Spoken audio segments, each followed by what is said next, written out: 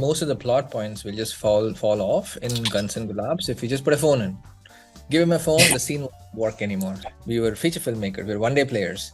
So we got to get back to it. And we have next year, we have 2 films that we are planning to. Netflix team or our own team, our own post-production team, everybody's like, why are you wasting so much time and effort in putting on these end credits? Nobody's going to watch it. And I'm glad you're talking about it. So somebody did watch it, right? DQ was actually something that was a surprise even for us. Hi Raj, hi DK, how are we doing today? Pretty good. Very good. 2 of the most prolific writer-directors in the country right now, just constantly just like doing things or enabling others to do things. I love that you've got, big mainstream Hindi movie stars and, other industries as well, being like, maybe the writers do know better. Maybe we should listen to what the writers have to say. Isn't that a good place to be? As a film critic, nothing gives me more joy. How many years would you say it's taken you to kind of enable this paradigm shift in mainstream storytelling? I have an accurate number, 9 years. When did this start, Raj, if you were going to go back 9 years ago? If I would go back much less, it took us like maybe 4 years. I think it started with Go Gone, where somebody like Saif, who was at the peak of his career at that point, with the whole rom-com hero, right, at that point, and him saying okay to play Boris in Go Gone with that strange hair and accent. So somebody bought in, saying that, hey, it's a silliness, but there is a thoughtful silliness to it. So let's do it. DK, would you agree with that sentiment? Yeah, absolutely. Even Saif himself used the C word and said that cool is exactly word. why. C is cool? C is cool or C is CH? C for CH. The word that starts with the ch and ends with utyapa. Right? And he said that. He said this is that, and shit, we have to do it. So that was like, if I have to summarize the reaction in one line, that's what it was. We need to do this. That's what they said. And so you're saying that with Saif Ali Khan kind of giving that seal of approval, that this kind of storytelling can be done when 2 writers and then directors want to tell a thoda hatke story and they want to bring a mainstream superstar to do this for them. That seal of approval, you're saying, that kind of set the ball rolling in motion for the 2 of you? Yeah, he bought into the idea. So that was the good thing that, we always wanted. We wrote 99 and went to Amir Khan first. So it's almost like that, where you write something and you think of some ideal scenario and then people be like, who are you? Where are you from? I don't know you. So I'm just saying, I don't think we went to him, but we couldn't even get to him. We don't even have access. So, but we always knew that our stories could easily take in the mainstream stars and get to the mainstream audience. Because it was really only the marriage of sensibilities, yet entertainment. It's entertaining, sensible entertainment is what we were going for.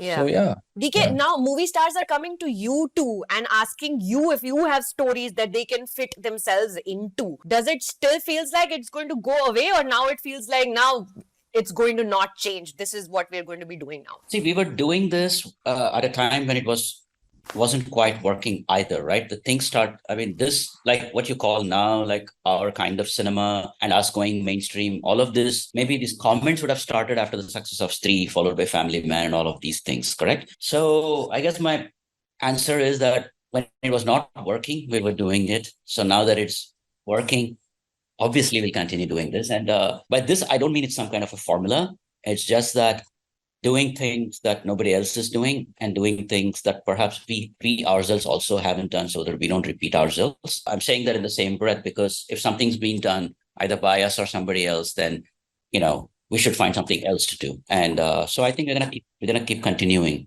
to do that. The balance that is there in your story is balancing comedy with all other kinds of genres. Horror with Stree and zombie apocalypse, and now like with somebody killing another human being with a spanner going through their eye. You have worked on this and you've perfected this craft over years and years of working together as collaborators. How do you get actors to come on the same wavelength as you? Because it's a tricky space to balance comedy with that kind of drama, with that kind of violence. Do you spend time with your actors? Do you do workshops as writer-directors with them? These days we don't. They get it. So they're coming saying that we know you're doing something I don't know, unique or out of the box, and I'd like to buy into that. So it's fine. This earlier, it was imperative that we got the right actors to the right job because the humor would come out very well. The humor, Like the Saif. timing, everything. Saif, like Kunal Khemu, everybody was like they were really good at it. Even the secondary cast and whatever you want to call them, they all had that bit of timing that we needed for the humor, because the humor was kind of new, not the one that was out there. So they had to buy into our timing. Yeah. And sometimes, even if we are not so great actors, DK and I, we would even show that this is what I'm looking for in this dialogue, because I acted. I know you did act. I just said you were bad. That's all. No, I'm kidding. I mean, I acted. I'm saying not so great actors.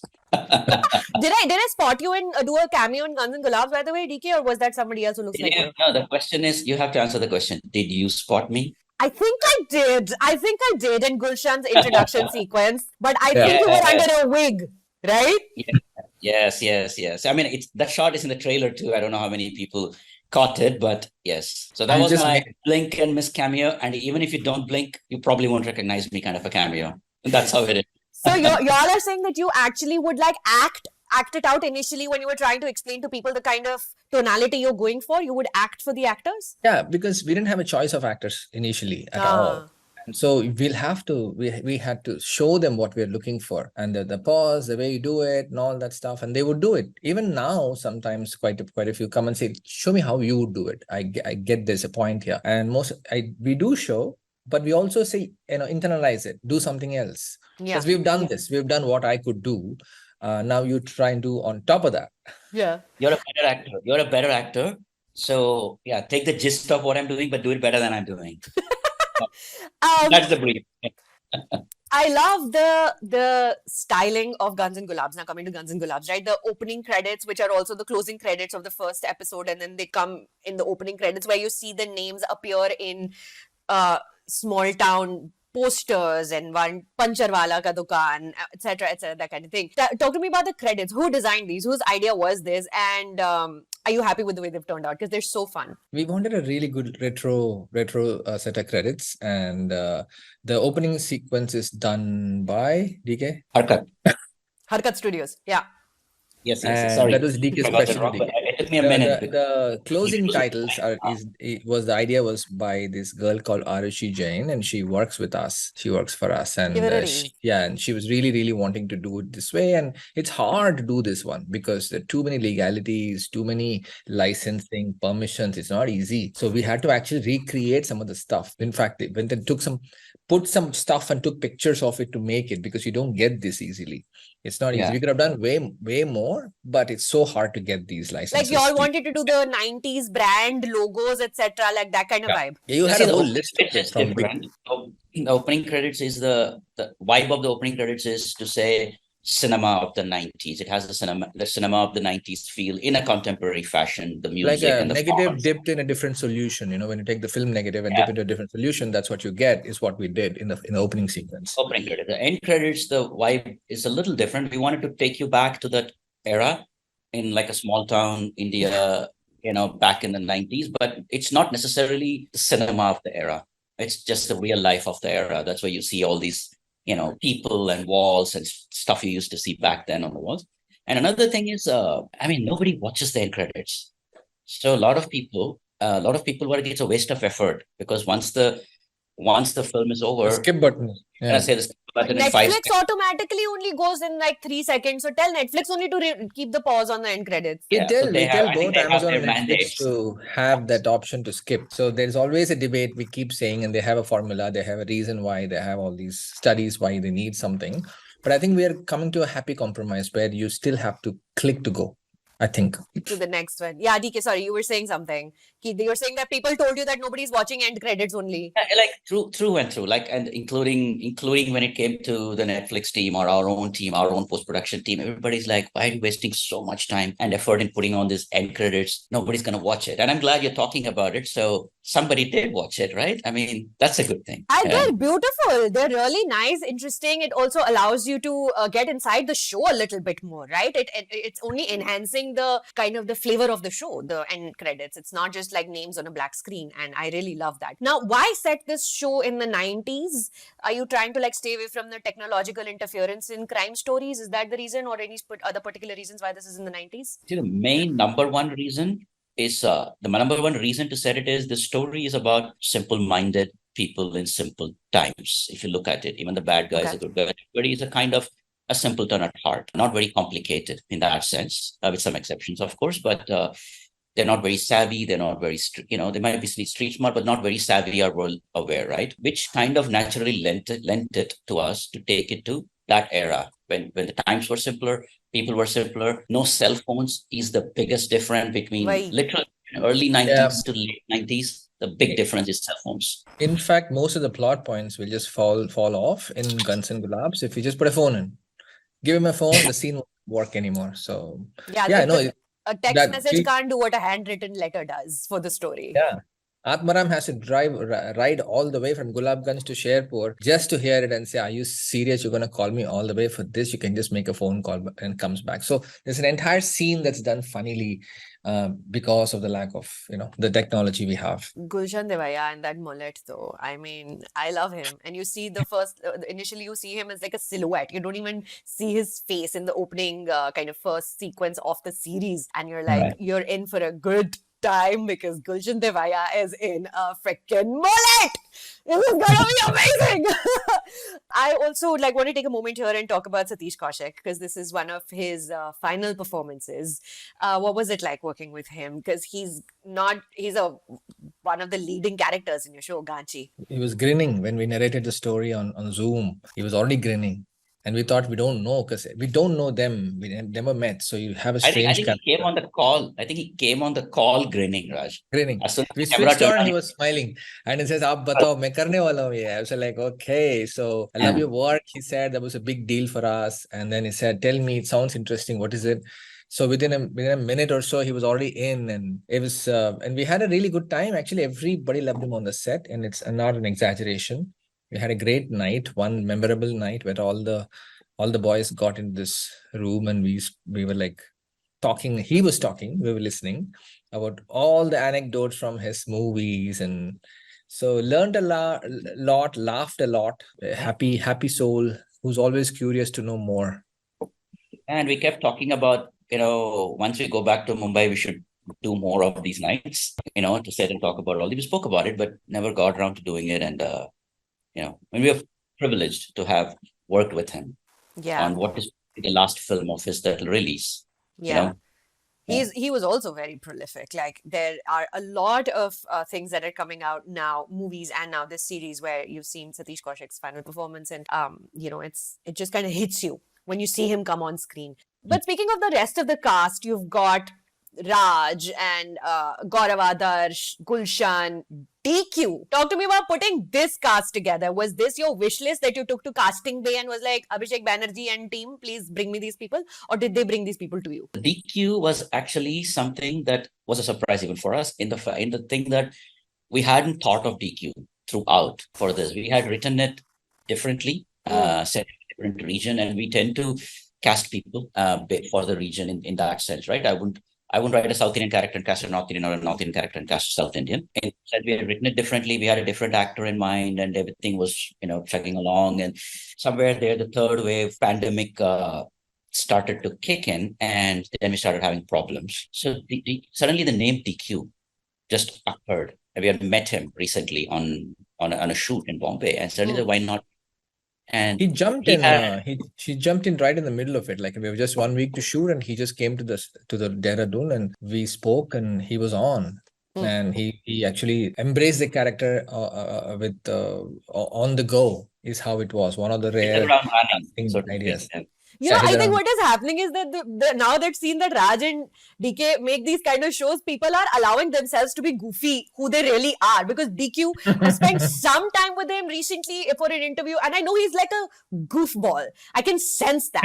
And now they're allowing themselves to like show that side of them on screen, right? Because movie stars are supposed to be like this good-looking, suave, like wearing couture kind of clothes, and now they're like, fuck that, we're doing a Raj and DK show. Let it rip. Yeah, he used to break out into laughter because there are a couple of lines that are not him at all. So, and anything, really, I can say that? I said, you should. It's hilarious. So there is a great line with Satish Ji. There is a line with him, and he says it with a very straight face. So you'll know in the first episode when you see it. Yeah, it just sounds very odd. Certain words sound very odd coming from DQ's mouth. They're just and like that. Yeah. And Raj is homeboy. Like in everything we write, we think of him first and say like, Raj, would you like to do it? Because we know his range, we know what he can do. I know how he can go beyond it. Even with Stree, we thought, he was like, do you really think you see me like this kind of guy? And at first he said, yes, I said, I do, whatever I see you, whenever I see you in whatever kind of role, you're always fun. There's some kind of a fun element to the way you act, even if you are a devilish character. So this was an out and out comedy, I guess, for him, for Stree. And this time we want to take that and make him even more wacky and have a strange, wild side to him that way. And Adarsh is going to be a revelation. Adarsh is the best kept secret in town, I guess. And he's like BAFTA nominated. Not enough people understand what that means to be a BAFTA nominated actor. He is so good, sublime, if I may. Yeah.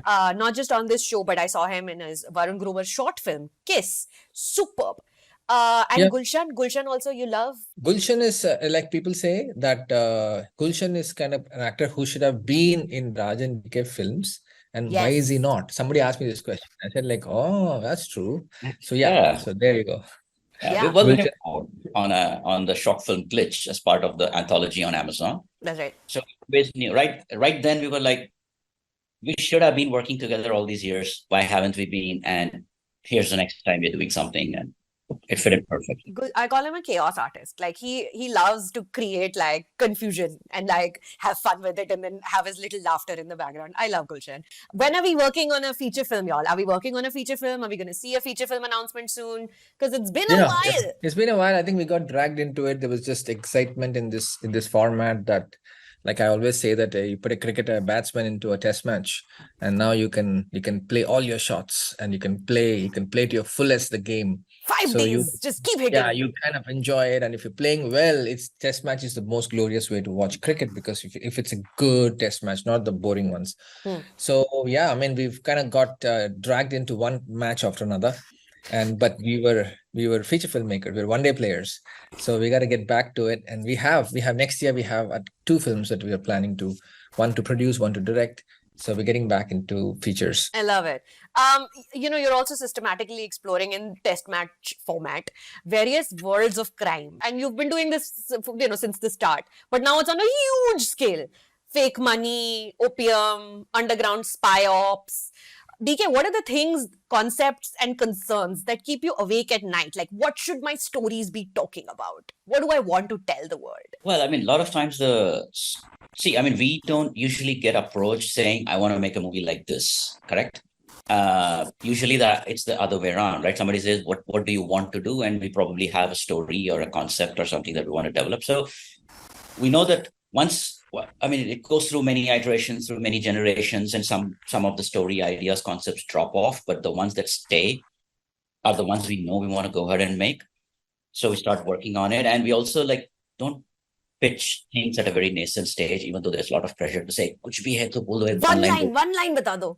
Yeah. We're like, one line to bol hi dunga, but unless I can make a bigger thing out of it, one line waste ho jayega fir. I mean, what if it doesn't develop?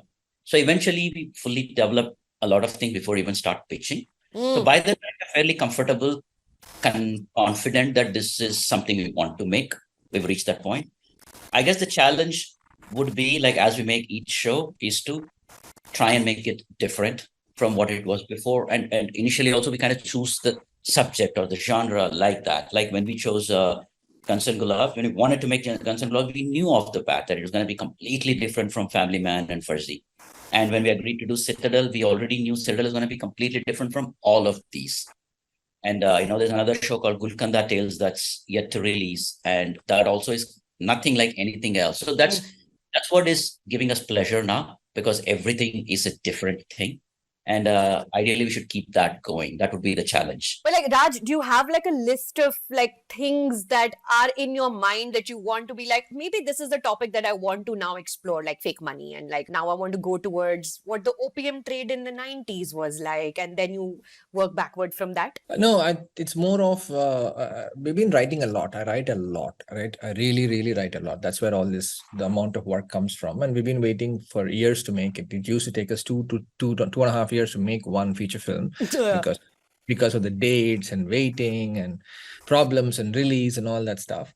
So there was all those time was spent in writing. So there are a lot of ideas that are in our laptops. Like there's this, I usually keep count, and there's so many of them, and they keep dropping off. And a lot of them keep marinating into something bigger, and sometimes fusing it. So at some point we realize that this is right now. So most of it is from what we've been writing, and sometimes there's a new direction that comes in. And so like, now it's exciting. Now that subject is good. It's really more about that than what is topical. What's current right now. Let's do this is not more of the driving factor. It's about what story has now ripened and see if it makes sense now. It's like walking into a garden and like plucking your fruits that you've sowed years and years ago. Sorry, DK, you were saying something. And also beyond the story, I think what also excites is the kind of show it is, the pitch of the show. It's not just about the story, right? I mean, if this show looks and feels, or it's a completely different genre than the previous one, that's also like a big factor. You know, one thing that I love about your movies was the silly songs that you all had, which are all bangers, right? Khuni Monday, I think, changed my life. But my absolute favorite is Paji Tusi Sacha Pussycat. I knew you were going to say that. I know you were going to say that. It's my favorite song, like Saif Ali Khan going Paji Tusi. It's incredible. Please tell me that you'll also include more of that in your features that you're telling me that you're working on. You know, even a Delhi Destiny for that matter. Like, it's not a funny song, but it's a banger. It's a great song. That? I love it. Badal Bamulais. I love it. Yeah, I mean, we always wanted non-romantic songs, but you know, if you had to do a ballad, we used to go for a what is the one in Go Go Gone? Kushamdi. Very sweet song. Love it. Milia Milia. We like those ballads, and we have silly songs too. And even in Guns and Gulaabs, there's a song that's coming up called Badla. And Dhoka, sorry. We changed it to Dhoka. So yeah, I know even the Family Man had a couple of fun songs. If you listen to the soundtrack, we usually put a lot of effort in it, but nobody notices it much. Because the curse of the end credits, right? We end up putting it a lot of the end credits, and in 5 seconds it's gone. Yeah. You know? Family Man had a bunch of really cool songs together. So we'll continue to do that. And there is the bigger platforms now to put a song out that way that could be as big and cool like any other song, I guess. So yeah. More Amitabh Bhattacharya, please. There is a romantic song too in Guns and Gulaabs. If you've seen it, it plays it, and it's been sung by Kumar Sanu. Yes. So truly went back to that era, and it's a lovely song. It makes me feel so good and rested and relaxed every time I listen to that song. But it's not Paji Tusi Sacha Pussycat. No, it's not. She's talking about the Paji song. It's different. Yeah. I know, I'm just saying that's my favorite Raj and DK production ever. This was wonderful, y'all. Thank you so much for your time today. Thank you so much for chatting with me so candidly. And more power. Thank you. Thank you so much. It's always fun. Thank you. Talk soon. Bye. Bye. Yeah.